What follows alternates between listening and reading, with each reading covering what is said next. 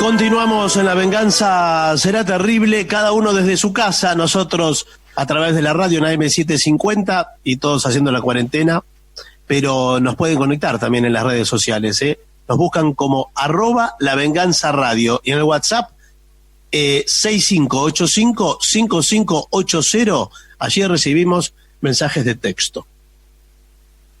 Vamos a recorrer un ratito el canto quinto del infierno de la Divina Comedia. Y allí aparecen Francesca de Rimini y Paolo Malatesta.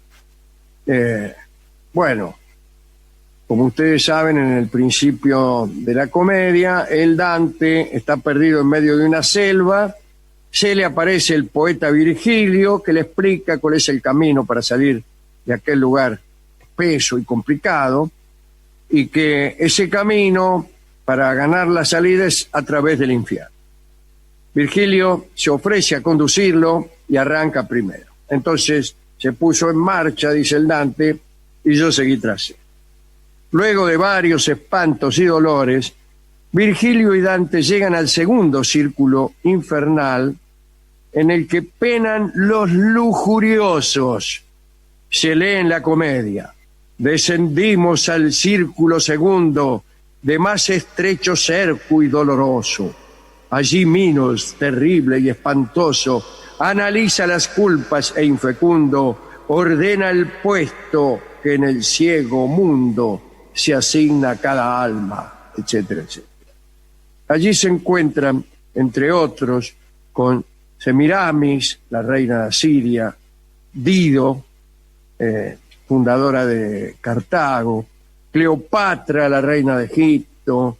Se encontrarán también con Helena de Troya, con Aquiles, Paris, Tristán. Allí, a la vista de tantos amantes desgraciados, Dante siente su corazón invadido por la piedad, y más todavía cuando se encuentra con quienes cierran aquel canto quinto, que son Paolo y Francesca. En ese momento Dante le dice a Virgilio: poeta, quisiera hablar con esas dos almas que van juntas. Virgilio dice: bueno, ahora va. Entonces se presenta, habla Francesca, Paolo no habla, están juntos los dos amantes. Paolo no habla nunca. Cuando Dante pregunta por qué están en el infierno, Francesca responde: no hay dolor mayor que acordarse del tiempo feliz en la desgracia, y eso lo sabe bien tu maestro. Y aquí recordamos a Lord Byron, que trabajó un poquito esa idea, la idea de que no hay nada más triste que acordarse del tiempo feliz en la desgracia. Y Byron siguió adelante y dijo: el recuerdo de una dicha pasada es triste, mientras que el recuerdo de un pesar sigue siendo pesaroso. Es decir, siempre es triste el recuerdo. La historia de lo que le sucedió realmente a Francesca y Paolo, la razón por la que el Dante ubicó a estos muchachos que eran contemporáneos, habían muerto hacía relativamente poco, nos llega por Boccaccio, que lo contó después en sus comentarios, casualmente a la Divina Comedia, así que bueno. Malatesta de Verruccio era señor y tirano de Rimini, tenía 4 hijos. El mayor, Giovanni, era inteligente y corajudo, pero medio feo, un poco jorobado y petizo. Tenía pésimo carácter y le decían, disculpen ustedes, Gianchotto. Le decían. Sí. El segundo, Paolo, era hermoso y de dulce carácter. Después el tercero se llamaba Malatestino y el cuarto Pandolfo, pero no importa. El viejo Malatesta de Verruccio buscaba esposa para su hijo mayor, heredero de su señorío, o sea, Gianchotto.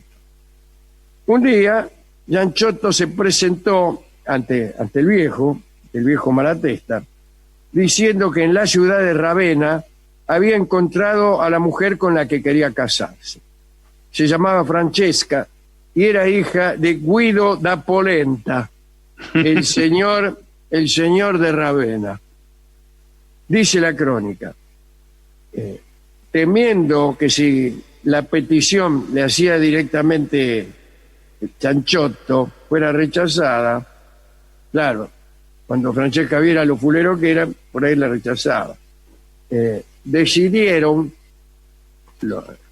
los hermanos y el padre que fuese Paolo, el segundo hijo, el que viajara a Ravenna y pidiese allí la mano de Francesca para Chanchotto.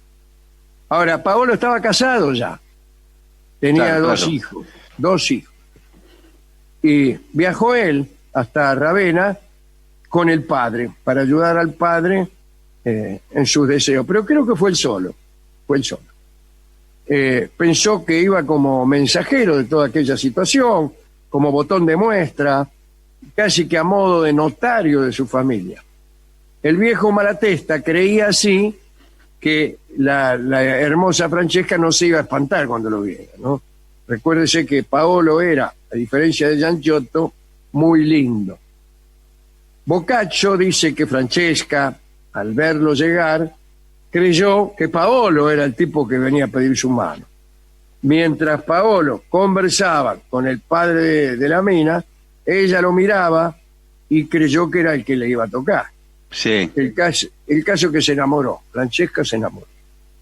El inconveniente vino a consumarse cuando Paolo también se enamoró. Cuando la vio, se enamoró él también. Pero todo quedó ahí.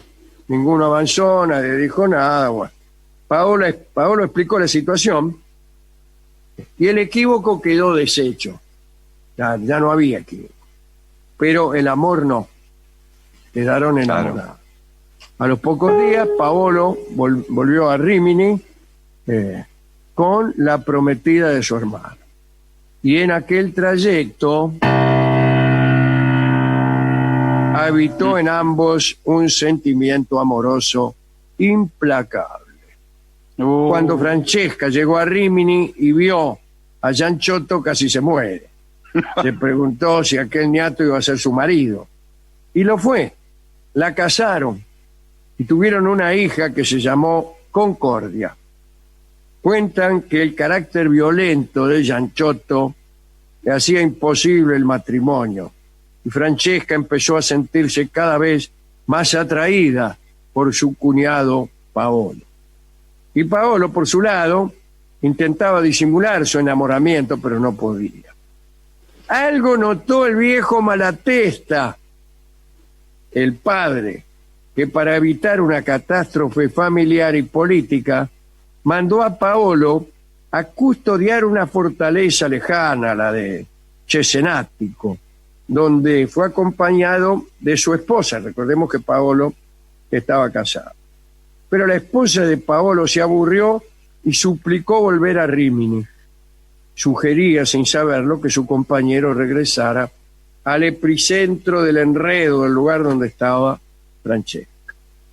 La ausencia había hecho crecer más todavía el amor de Paolo por Francesca. Poco a poco, Paolo y Francesca se iban uniendo a través de la mirada, una sonrisa, un gesto de comprensión, qué sé yo. Ninguna palabra de amor se cruzaba entre ellos todavía. Un día se encontraron en el jardín y para distraerse tomaron un libro que por bello azar era la historia de Lancelot y Ginebra que hemos contado hace poquito. Cuentan que muchas veces la lectura de aquellas aventuras de amor los impulsó a mirarse y por fin se besaron. Bueno. Y fue un beso fatal, porque eso fue todo. En ese mismo momento que se besaron, ¿quién venía? Chanchotto. No. Lo vio justo Chanchotto. Y ahí nomás desenvailó la espada y los mató a los dos. Nada, no les duró nada. Todos nosotros acá esperábamos. Bueno, ahora viene la parte Sí. de la historia, con detalles, qué sé yo, y cómo se le escondían, y cómo lo dejó. No, ahí nomás. Es que Bien. tenía mal carácter. Pésimo carácter. Y así terminaba la vida terrenal de Paolo y Francesca. Dicen que todo eso sucedió en 1285. Y también que Paolo tenía 37 años y Francesca 25. El asunto es que fueron a parar al infierno. Y eso sucedió porque eran pecadores y porque no tuvieron tiempo de arrepentirse. Y dice Borges, el arrepentimiento está vedado en el infierno. Ella sabe que ha pecado y sigue fiel a su pecado, lo que le da una grandeza heroica. Sería terrible que se arrepintiera, que se quejara de lo ocurrido. Francesca sabe que el castigo es justo, lo acepta y sigue amando a Paolo. Fue Francesca quien en aquel segundo círculo del infierno contó todo a Dante y a Virgilio. Tras las lecturas de Lancelot y Ginebra y el beso único, llegó la muerte.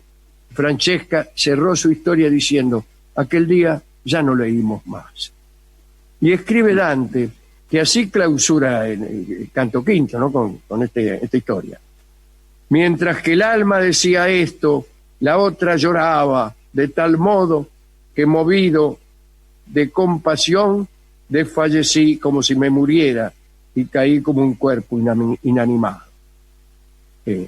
Algunos autores han planteado objeciones a la decisión del Dante de que aquella reunión de dos almas en pena pudiera ser un castigo infernal. ¿Cómo puede ser aquel infierno justamente un infierno si están juntos el uno con el otro? Arriesga Borges que hay algo que no dice Dante, que se siente a lo largo de todo el episodio y que quizá le da su virtud. Dante nos refiere el destino de los dos amantes y sentimos que él envidia ese destino. Sentimos que hay un festejo de todo aquello entre las brumas. Paolo y Francesca están en el infierno. Dante se salvará, pero ellos se han querido. Insistimos, ellos se han querido. Estos dos réprobos están juntos, no pueden hablarse, giran en el negro remolino sin ninguna esperanza, pero están juntos. Cuando ella habla, usa el nosotros, habla por los dos. Otra forma de estar juntos. Están juntos para la eternidad, comparten el infierno y eso para Dante tiene que haber sido una suerte de paraíso. Imaginemos Dante que sufrió toda su vida por una mujer que nunca lo amó. Digamos, para terminar, que Mark Twain escribió un librito precioso que se llama El diario de Adán y Eva. Se publicó en 2 tandas entre 1904 y 1906. Exactamente en el final del libro, Twain imagina el epitafio que Adán deja en la tumba de su compañera Eva. Y dice esto que hemos repetido muchas veces aquí. El paraíso estaba allí donde ella estaba. Me encantó esta historia, triste historia, como que transcurre en el infierno. Historia donde se cruzan amores imposibles. El amor de Paolo y Francesca y también el amor de Dante por Beatriz Portinari. ¿Con qué canción podemos ilustrar este episodio? Siendo como fue un solo beso el que se dieron, no está mal, me besó y se fue. Se me dirá, se fueron los dos en realidad. Sí. Sí. Pero está bien, vamos a escuchar este vals que va a cantar Hugo del Carril y que para mí fue compuesto tratando de relatar esta historia, pero sin conseguirlo. Bueno, Así sí. que, vamos, me besó y se fue por Hugo del Carril.